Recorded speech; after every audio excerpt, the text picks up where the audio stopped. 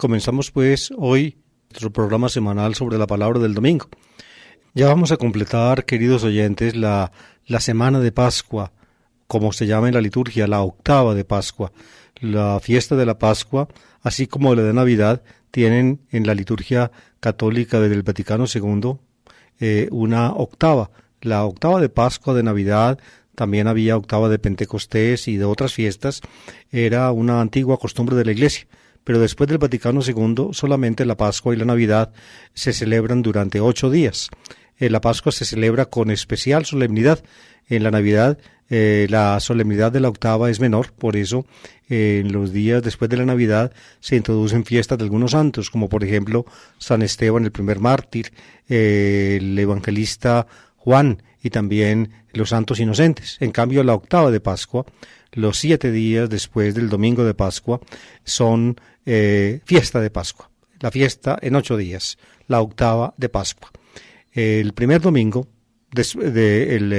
el domingo después de la fiesta de Pascua, del domingo de Pascua, se llama en la liturgia, o lo llaman en la liturgia latina católica, el domingo in albis, albus, alba, en latín significa blanco, blanca, in albis, es decir, domingo en blanco, o en los blancos, algo así significa la expresión. Los bautizados eran revestidos el día de su bautismo de una túnica blanca que simbolizaba el nuevo nacimiento, la gracia maravillosa con que Dios los había hecho renacer desde arriba o desde el agua y el espíritu, como dice Jesús a Nicodemo en su maravilloso diálogo. Entonces se llamaba Domingo in albis. Se ve que los bautizados entonces participaban en la liturgia eucarística de ese domingo in albis. O también era llamado este domingo en la liturgia antigua según la primera palabra de la antífona introductoria de la Eucaristía, el introito que llamábamos en latín, el verso latino que se cantaba como antífona en el salmo inicial de la celebración. Decía así: Quasimodo geniti infantes lac concupiscite, aleluya.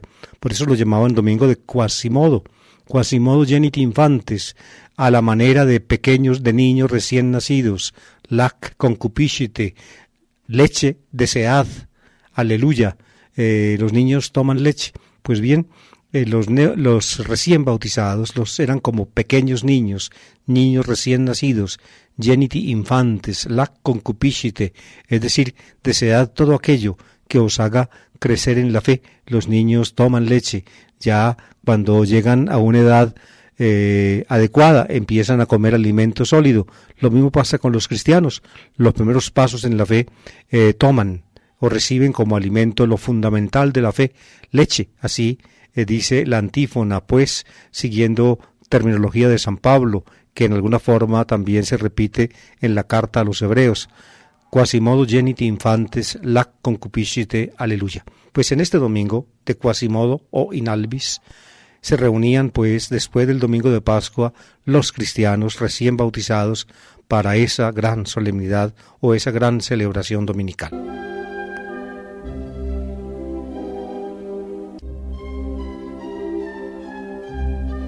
Como en general para los domingos se fijan 3 lecturas. También pues las tiene ya fijadas por la reforma litúrgica del Vaticano II.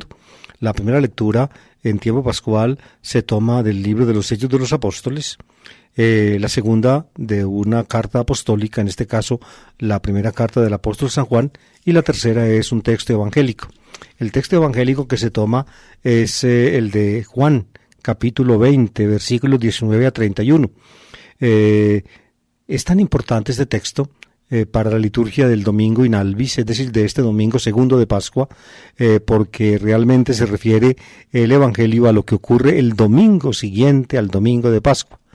Es decir, por eso, aunque los evangelios o los textos dominicales se dividen en 3 ciclos, ciclo A, B y C, los tres ciclos, el A, el B y el C, de este segundo domingo de Pascua, tienen el mismo texto evangélico. Es decir, este texto fue el que leímos el año pasado, el domingo segundo de Pascua, y el que leeremos también el año entrante en el ciclo C. Ahora estamos en el ciclo B. El Evangelio cuenta, como les voy a explicar más adelante, lo ocurrido en la noche del domingo de Pascua a los discípulos y lo que ocurre 8 días después. Precisamente entonces, 8 días después, es decir, al domingo siguiente, al domingo de Pascua, en el año pues en que estamos, o en el momento en que vivimos, es exactamente este domingo, 8 días después de la Pascua, se cuenta la otra aparición del resucitado a los suyos. En la primera no estaba Tomás con ellos, en la segunda sí. Por tanto, este domingo pues vamos a escuchar de nuevo la historia del incrédulo Tomás.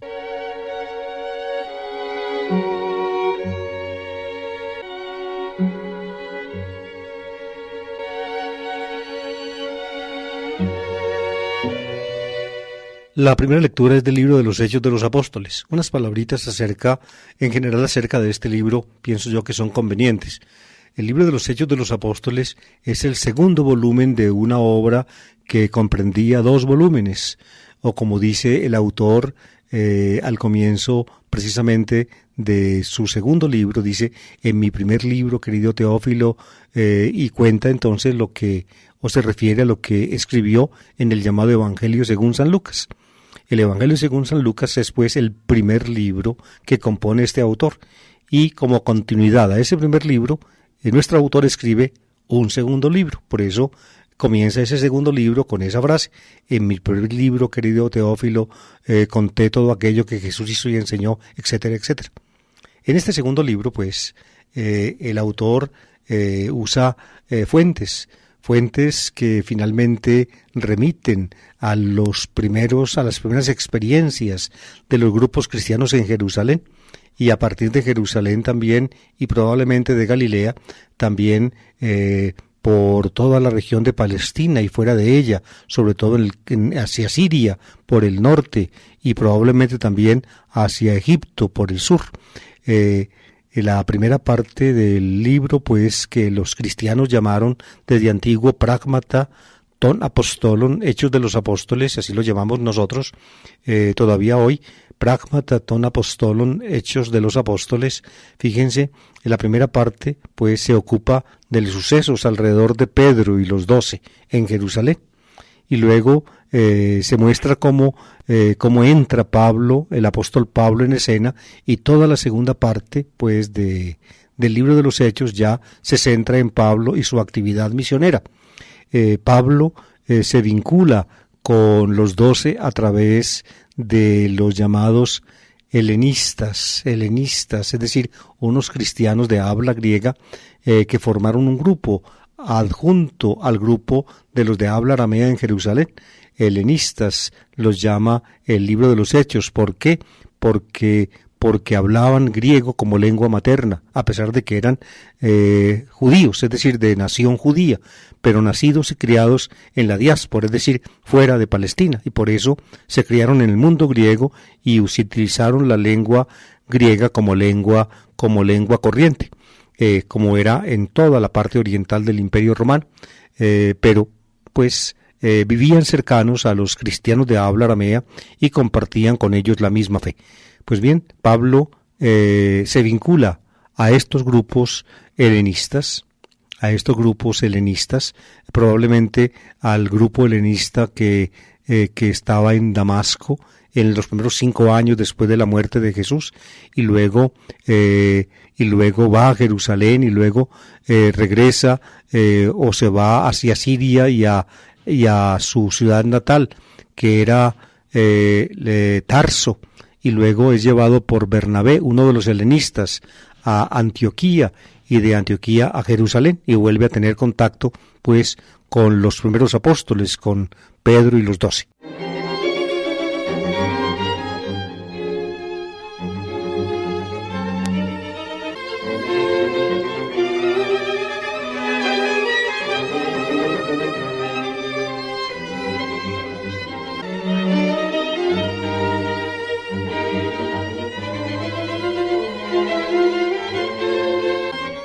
Entre los materiales que Lucas recibe de la tradición primitiva de los grupos o del grupo cristiano de Jerusalén o de los grupos cristianos de Jerusalén, creo que podemos hablar en plural o debemos hablar en plural porque como les acabo de explicar, en Jerusalén coexistían dos grupos cristianos, el original de habla aramea, donde estaban los testigos de Jesús, sobre todo Simón Pedro y también los otros, los 12 y dódeca, así se los llamaban en griego, y junto a ese pues crece otro, formado también por judíos pero de habla griega, los helenistas.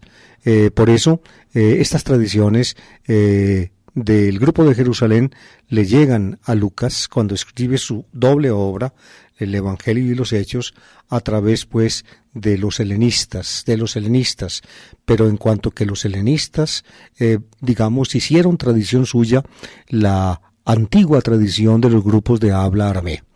En este puntico que toca leer hoy, Hechos 4, 32, 35, presenta el autor que tradicionalmente pues, como les he explicado en otras ocasiones, Lucas así lo llama Ireneo de Lyon a fines del siglo II, y antes de Ireneo también hay uno que otra alusión. En todo caso, al autor de Evangelios y Hechos lo ha reconocido pues la tradición cristiana antigua como Lucas. El tema histórico crítico es complicado. En mi comentario del Evangelio de Lucas, si ustedes tienen a bien considerarlo, pueden escuchar o pueden leer todo lo que las reflexiones que yo allí hago acerca de la problemática histórico-crítica de esta identificación del autor. En todo caso, sea quien sea, pues personalmente ese autor sabemos que estuvo conectado con las tradiciones originales cristianas. Pues bien, en Hechos 4, 32, 35, él nos presenta un hermoso resumen de cómo vivía el grupo cristiano. Vivía en la forma como él ahorita lo resume. Escuchemos el texto. En el grupo de los creyentes todos pensaban y sentían lo mismo, lo poseían todo en común y nadie llamaba suyo nada de lo que poseía. Los apóstoles daban testimonio de la resurrección del Señor con mucho valor. Todos eran muy bien vistos, ninguno pasaba necesidad, pues los que poseían tierras o casas las vendían, traían el dinero y lo ponían a disposición de los apóstoles. Luego se distribuía según las necesidades de cada uno.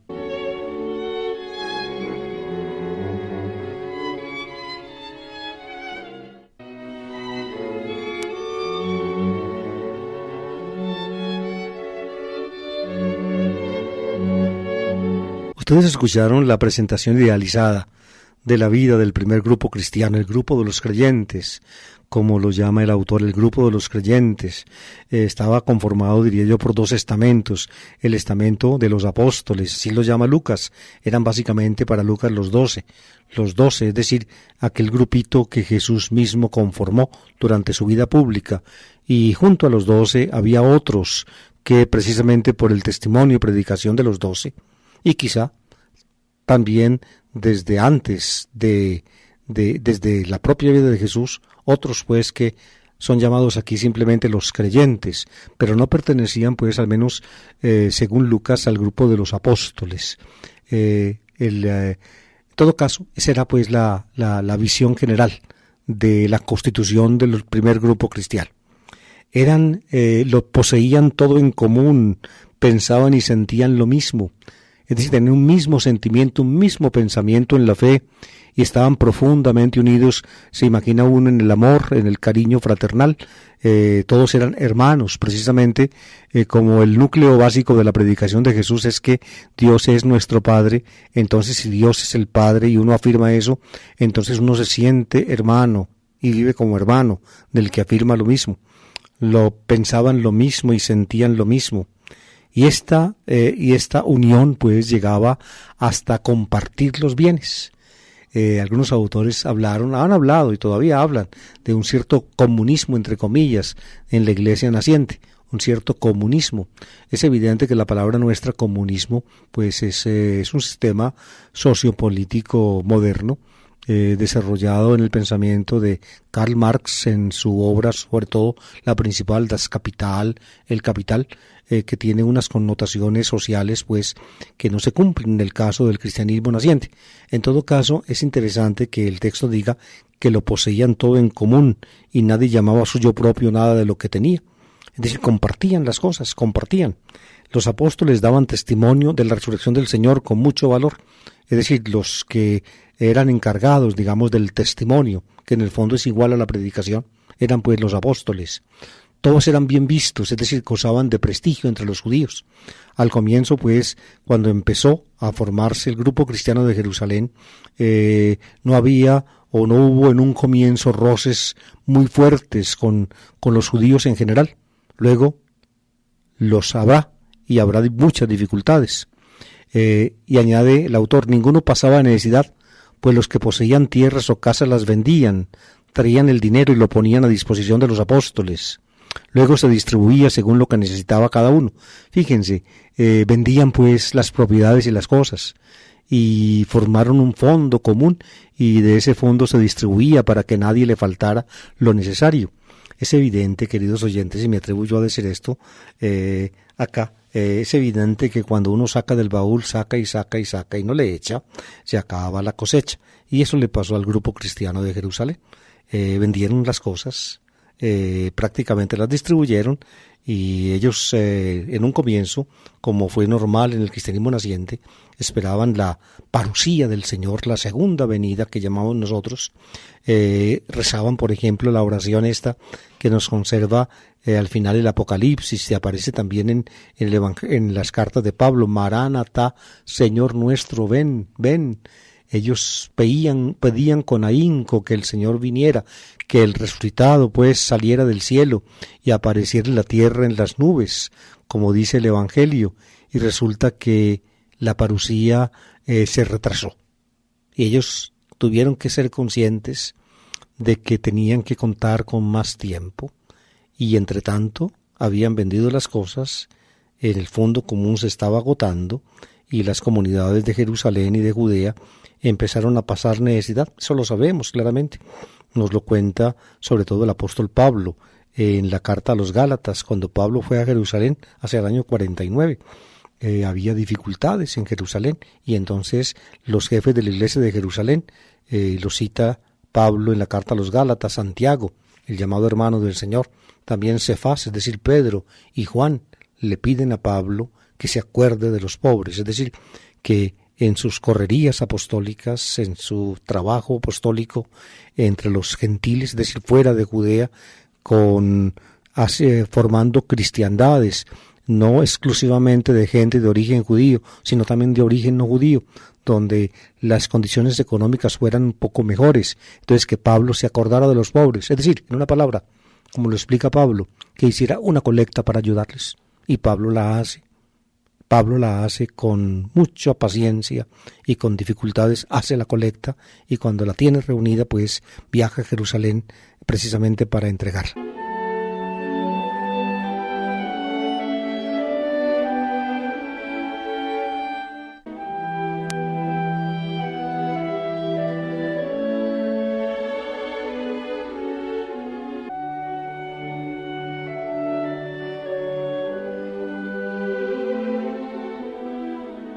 Como aprecian ustedes, pues, la vida, la posesión común de todos los bienes fue en la iglesia primitiva, diría yo, un imperativo en la hora inicial del grupo cristiano. Un imperativo que ellos cumplieron y de esa manera, pues, reflejaron en sí una total consagración a Dios y, como voy luego a decirles en la lectura que sigue, diría yo como un partir cobijas con el mundo.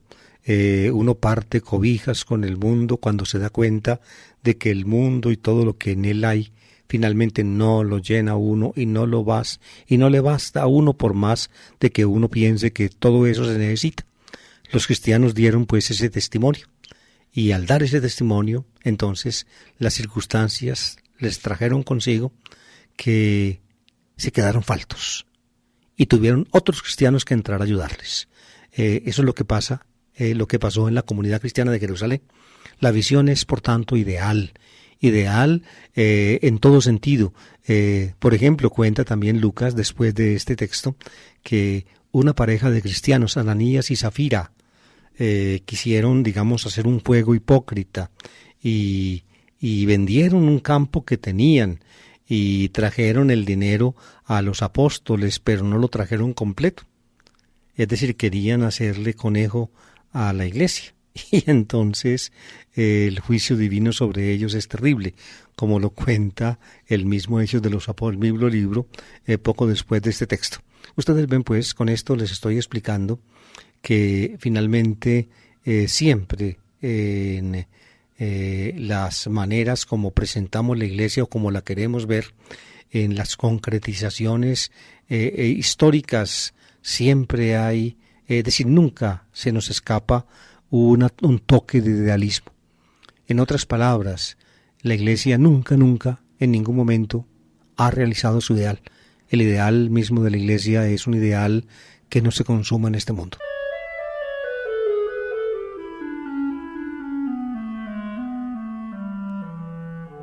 Y ahora pasemos a la segunda lectura. Es de la primera carta del apóstol San Juan. Dice así: queridos hermanos, todo el que cree que Jesús es el Cristo ha nacido de Dios, y todo el que ama a aquel que da el ser, ama también al que ha nacido de él.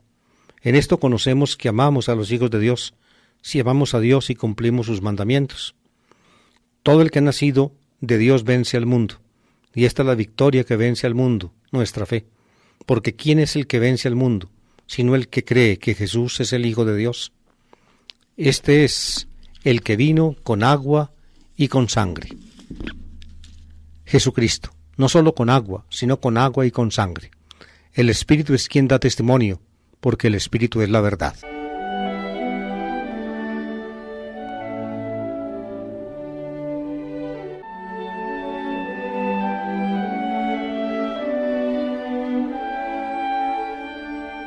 Hoy en día, queridos oyentes, la investigación crítica del Nuevo Testamento, digamos, corrobora una convicción tradicional de la Iglesia, y es que hay por lo menos 3 escritos que tienen en alguna forma características epistolares, de comunicaciones de un autor a una comunidad, y un evangelio que pertenecen a una misma escuela.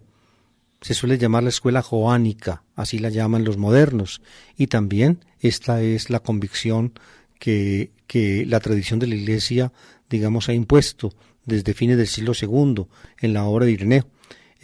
Fíjense, el Evangelio según San Juan, lo llamamos nosotros, el cuarto Evangelio, y también 3 cartas que tienen ese nombre: primera carta de Juan, segunda carta de Juan, tercera carta de Juan.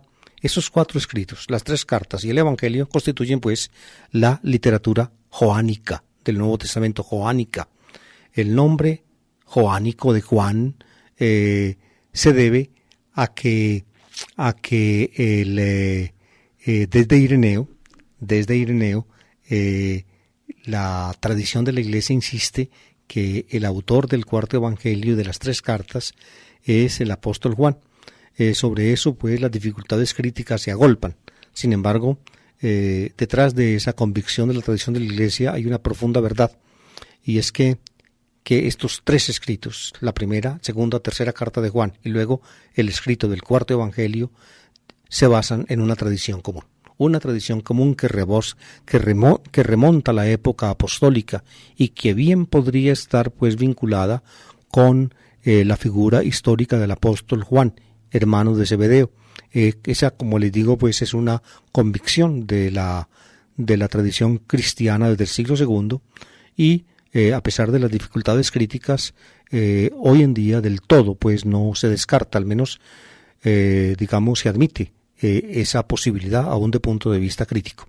En fin, el pedacito que leímos de la primera carta es muy significativo.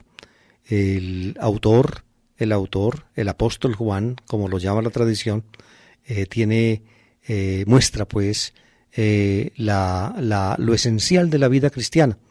Lo esencial de la vida cristiana es el amor, el amor que nos une con Dios y que nos une entre sí, el amor que nos une con Dios y que nos une entre nosotros como hermanos. Finalmente tiene su raíz y su base en Dios mismo. Dios es amor. Por amor nos da o nos dio, como dice el Evangelio de Juan, hermosamente en 3:16, nos dio a su Hijo, y su Hijo por amor también se dio por nosotros. Nadie tiene un amor más grande que el que da la vida por sus amigos. Él dio su vida, es decir, se entregó a sí mismo a la muerte por nosotros.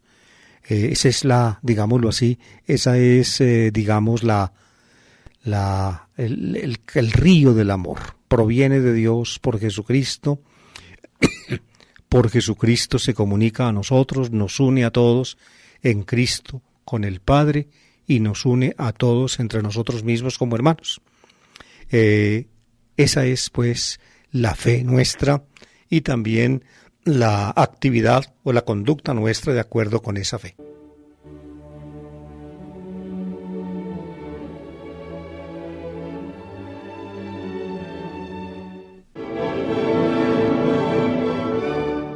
Y ahora sí quisiera comentarles una frasecita que a mí me parece muy importante para entenderla adecuadamente. Todo el que ha nacido de Dios vence al mundo. Y esta es la victoria que vence al mundo, nuestra fe. Todo el que ha nacido de Dios, vence al mundo. Cuando se reunió Jesús, o cuando fue un maestro judío llamado Nicodemo a hablar con Jesús una noche, Jesús, después de oír las palabras, digamos, halagadoras del maestro judío, lo sorprende con esta frase: es necesario nacer de arriba para ver el reino de Dios. Y el maestro judío no entiende qué es eso de nacer de arriba. Él interpreta la palabra de Jesús como si se estuviera refiriendo al nacimiento normal de un hombre, al nacimiento de la carne, y le dice: pero ¿cómo puede un hombre nacer siendo viejo? Es que puede entrar en el vientre de su madre y volver a nacer. Y Jesús le dice: no, tú estás interpretando mal. Nacer de arriba significa nacer de agua y de espíritu, básicamente de espíritu. Es una acción espiritual, el nacimiento de arriba, la generación de arriba. Eso es nacer de Dios, es decir, que Dios le dé a uno una nueva vida. Todo el que ha nacido de Dios vence al mundo. Una vez que Dios le da a uno una nueva vida, sin esa nueva vida no podemos hacer nada en orden a la salvación. No podemos unirnos con Dios. Es decir, a Dios va lo que de Dios viene. Si nuestro ser nuevo no proviene de Dios, entonces no llegaremos a Dios. Como dice Jesús en el diálogo a Nicodemo, no puede ver el reino de Dios, no puede entrar en el reino de Dios. Dos expresiones de Jesús, en que son las únicas dos veces que en el cuarto evangelio, el Jesús del cuarto evangelio habla el lenguaje del Jesús terreno, del reino de Dios. De modo que a Dios va lo que de Dios viene.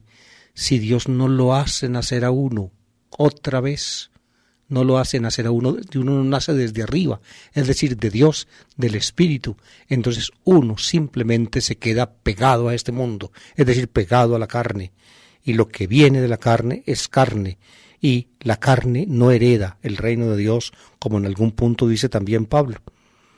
Dicho en otra forma, entonces, creo que ya van entendiendo ustedes, todo el que ha nacido de Dios vence al mundo, y esta es la victoria que vence al mundo, nuestra fe, vence al mundo.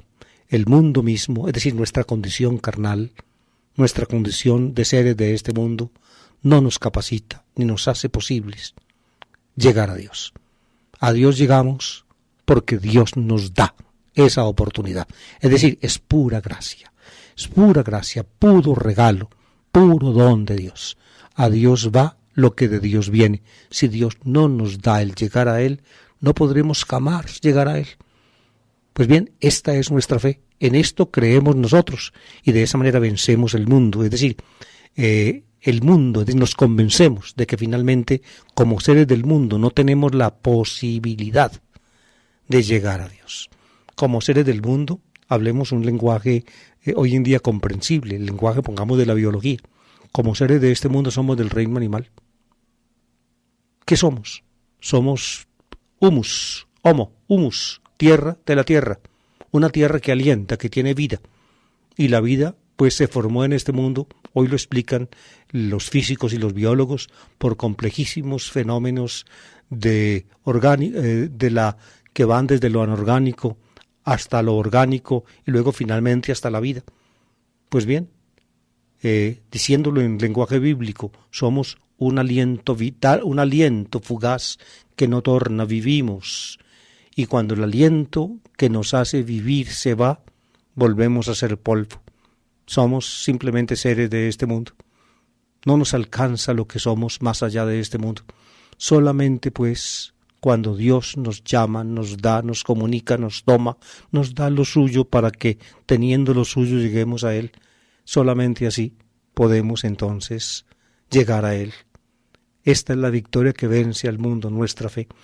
Mientras que no nos convenzamos de que en este mundo nuestras posibilidades son absolutamente limitadas por nuestra condición de carne.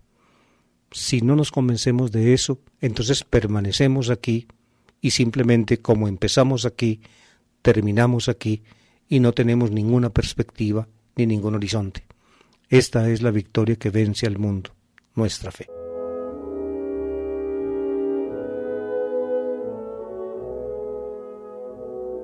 Finalmente, queridos oyentes, llegamos a la lectura evangélica, el Evangelio según San Juan, capítulo 20, versículos 19 a 31.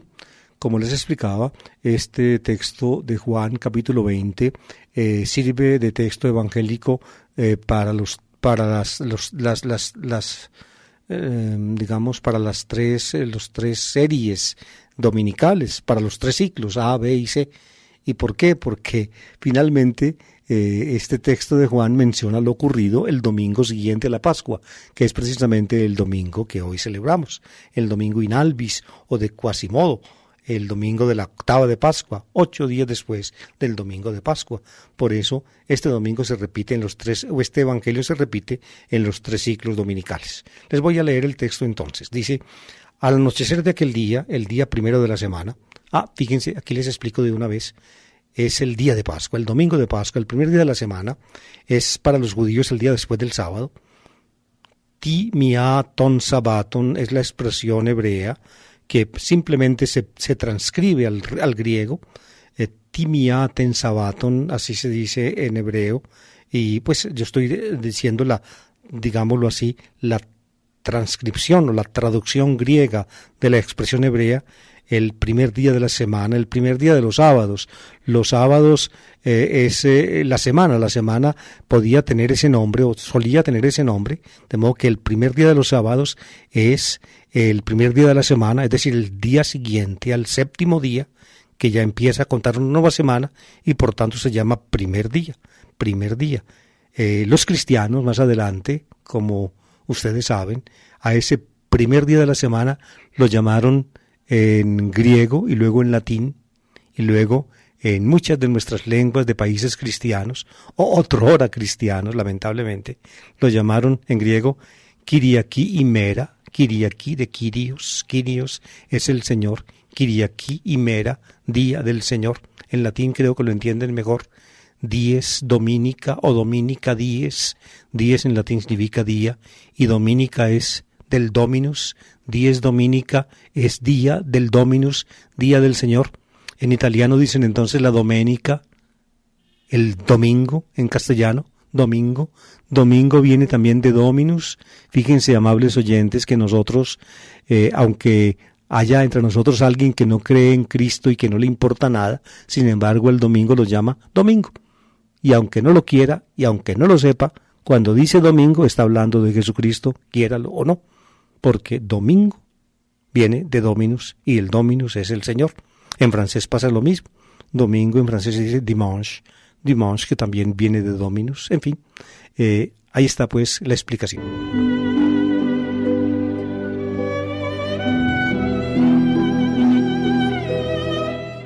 Al anochecer de aquel día, el día primero de la semana, es decir, el domingo de Pascua por la tarde, estaban los discípulos en una casa con las puertas cerradas por miedo a los judíos.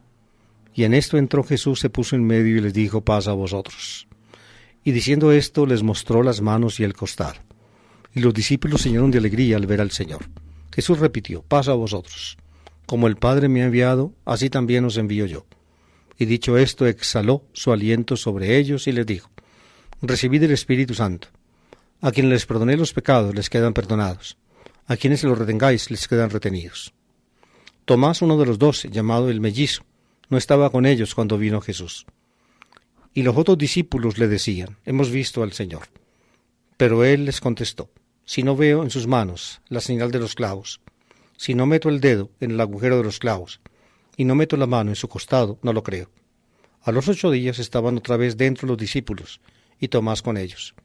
Llegó Jesús, estando cerradas las puertas, se puso en medio y les dijo: paz a vosotros. Luego dijo a Tomás: trae tu dedo, aquí tienes mis manos. Trae tu mano y métela en mi costado, y no seas incrédulo, sino creyente.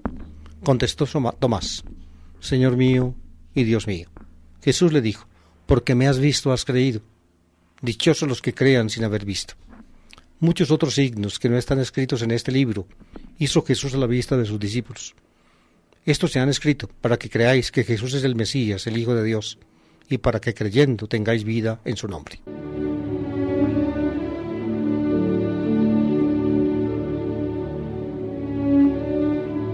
Muchas cosas, queridos oyentes, de la tradición joánica, es decir, de las historias, en fin, que trae el cuarto evangelista, están emparentadas, sobre todo en la parte referente a la pasión de Jesús, desde que comienzan los relatos de la pasión, están emparentadas con el Evangelio de Lucas. Hay una cierta cercanía entre tradiciones que conoció Lucas, el autor del tercer evangelio, y las tradiciones que elabora también el cuarto evangelista.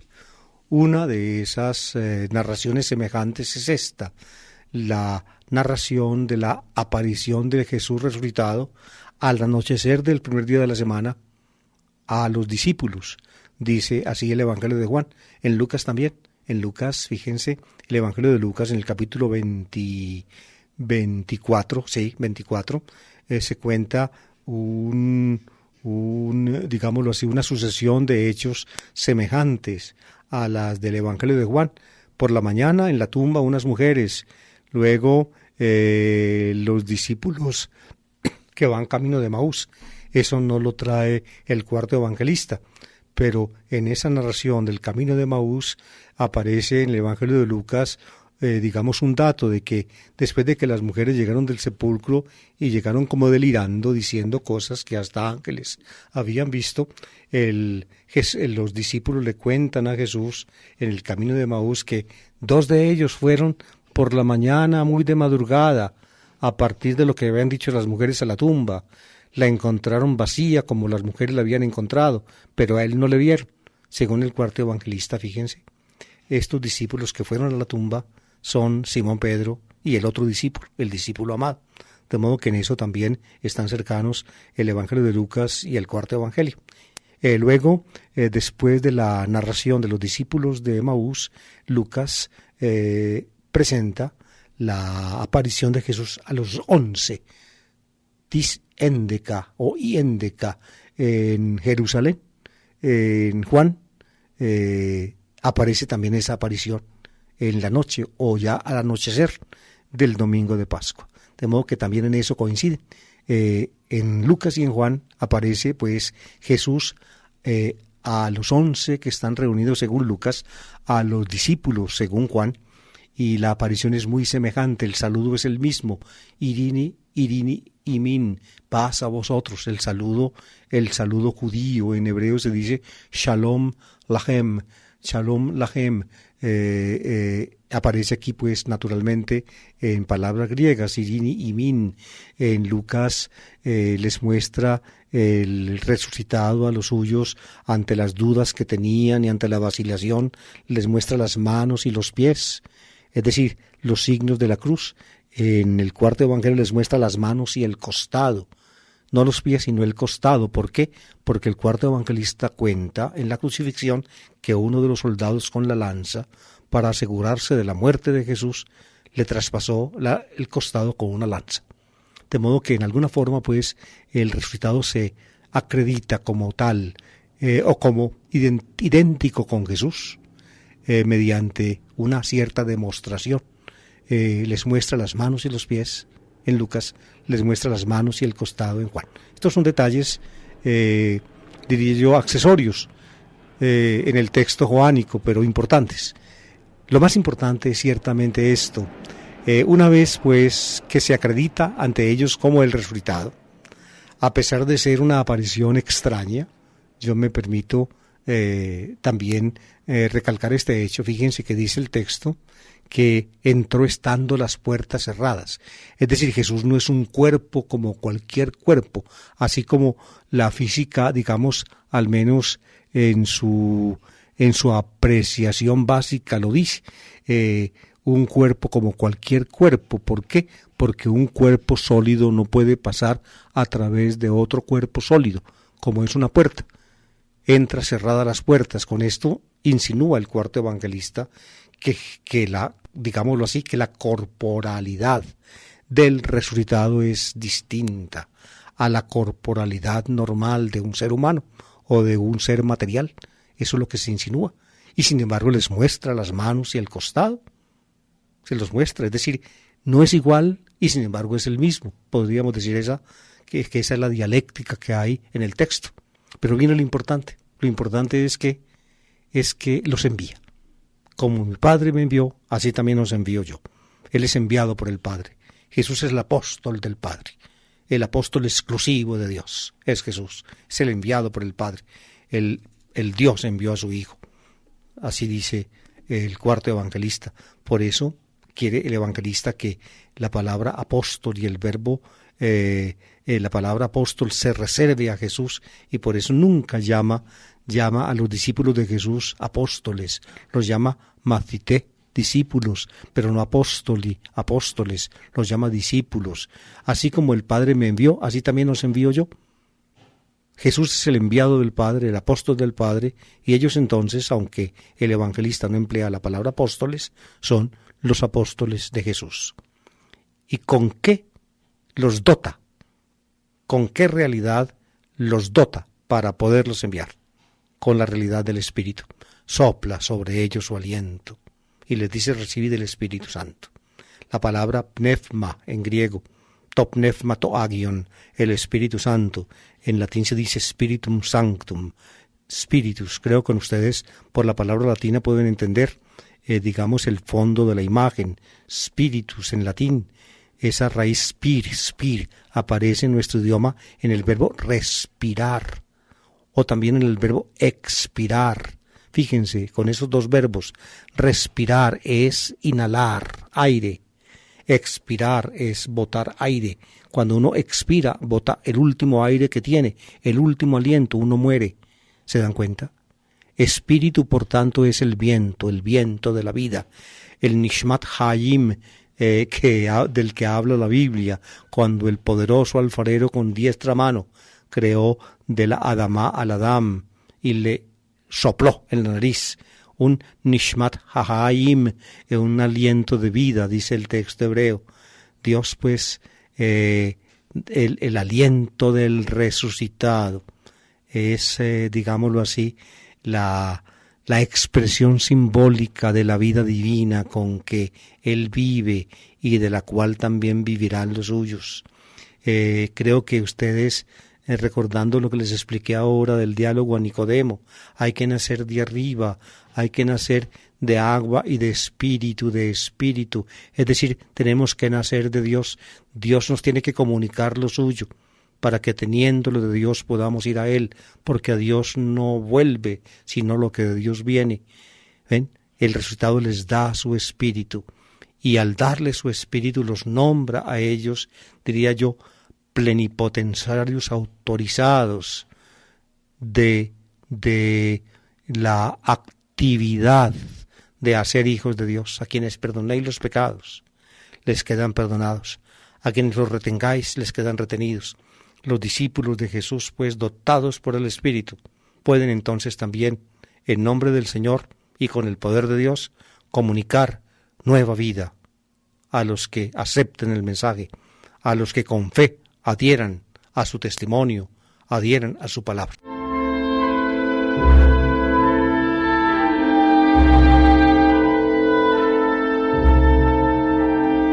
Pero el evangelista, el cuarto evangelista, es sabedor de dramas que hubo en el cristianismo naciente. No fue fácil para todos los discípulos de Jesús convencerse de esa fe. Eso lo dicen a su manera. También otros evangelios, por ejemplo, Lucas lo dice cuando presenta a los discípulos de Maús dudosos, sin saber qué hacer. Y también cuando presenta a los 11 que reunidos con los 2 discípulos de Maús, y a pesar de que de la manifestación del Señor, algunos dudaban, tenían dudas en su corazón. Y también el Evangelio de Mateo, cuando en el monte de Galilea Jesús aparece, también el evangelista Mateo habla de dudas y dificultades. Se ve pues que en el cristianismo naciente hubo, diría yo, dificultades en la aceptación de la realidad de la fe cristiana. En el cuarto evangelista, el discípulo que encarna esas dificultades es Tomás llamado el mellizo. Didymus se dice en latín. Didymus es uno de 2 hijos, el mellizo. Cuando son 2 los hijos, entonces Tomás significa en arameo lo mismo. Pues bien, cuando vino el Señor el domingo de Pascua en la noche, no estaba Tomás allí. Y cuando Tomás se une entonces al grupo después de esa manifestación del resucitado, los otros le cuentan: hemos visto al Señor. Y el hombre no cree. El hombre le dice: no, ¿cómo así? Si yo no meto el dedo en el agujero de los clavos y no meto la mano en la herida del costado, no lo creo.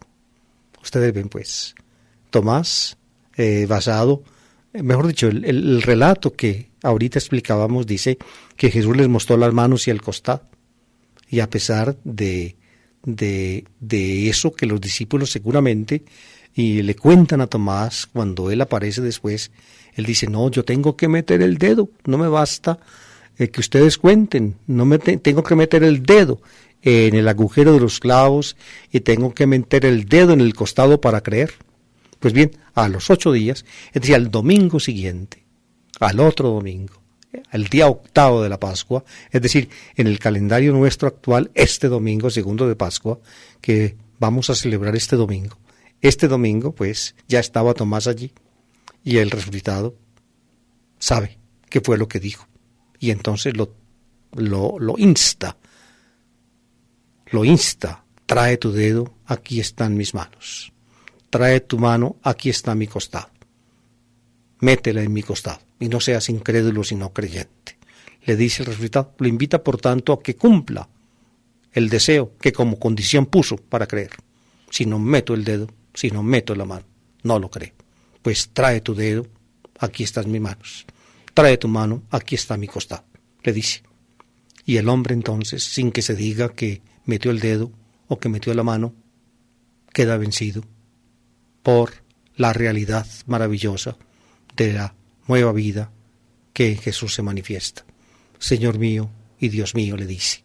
Es la confesión de fe plena del cristianismo, queridos oyentes. O Kyrios mu que theosmo, o Kyrios mu que theosmo. Es el único punto explícito en que aparece en boca de un cristiano, ¿ven? En el Nuevo Testamento, la palabra Dios para Jesús, theosmo, mi Dios. Fue muy difícil para los cristianos aplicarle a Jesús o decir de Jesús que era Dios. ¿Por qué?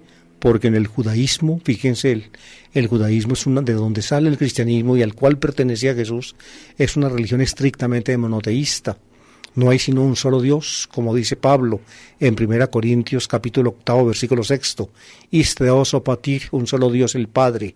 Un solo Dios, el nombre Dios es para el Padre. Por eso no es de esperar que Jesús hubiera dicho él mismo que Él es Dios. ¿Por qué? Porque Jesús nunca pudo decir él mismo que Él es el Padre. Y Dios se llamaba al Padre. Y sin embargo aquí Tomás se atreve pues a aplicarle o a decir de Jesús no solamente el título Kyrios, que ya se lo daba el cristianismo, como lo muestra Pablo en el texto que le cité. Un solo Dios el Padre y un solo Señor Jesucristo. Así dice Kyrios, un solo Kyrios.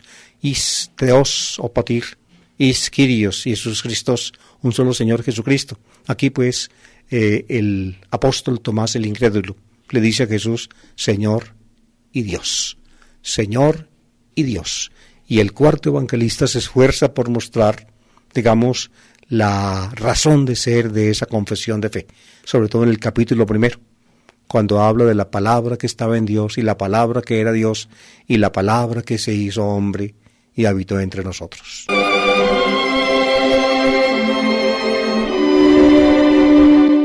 Tomás, pues, creyó porque vio, sin meter el dedo como quiso hacerlo, ni sin meter la mano como quiso hacerlo. Cuando Jesús le dijo, aquí están mis manos, trae tu dedo, aquí está mi costado, trae tu mano, no se dice que él lo haya hecho, pero sí creyó. Creyó porque vio. Y entonces brota del resucitado una palabra, la palabra que a nosotros los cristianos, a ustedes y a mí, y a todos los que a lo largo de los siglos hemos mantenido y mantenemos esta fe viva en nuestro corazón y en nuestra vida, la palabra más honrosa, el elogio más maravilloso que se nos haya podido hacer en boca de Jesús. Porque me has visto, has creído, Tomás. Dichosos los que creen sin haber visto. Esos que creen sin haber visto somos nosotros. Nosotros creemos por el testimonio de aquellos que estuvieron con Jesús. Son los mártires, como los llama Jesús en Lucas. Son ellos los que dan testimonio. El testimonio de ellos lo aceptamos nosotros y lo hacemos nosotros base para, en el testimonio de ellos, escuchar el autotestimonio de Jesús y el testimonio de Dios. Por eso, cuando nosotros creemos, prácticamente asumimos en nosotros mismos el testimonio de Dios. Recuerden que acá en la escuela encuentran ustedes los comentarios escritos por mí de los evangelios, el de Marcos, en un volumen amplio, el de Mateo en 2 volúmenes, el de Lucas en 10 entregas singulares, a todo el evangelio de Lucas comentado. Y así llegamos al final por hoy de nuestro programa La Palabra del Domingo.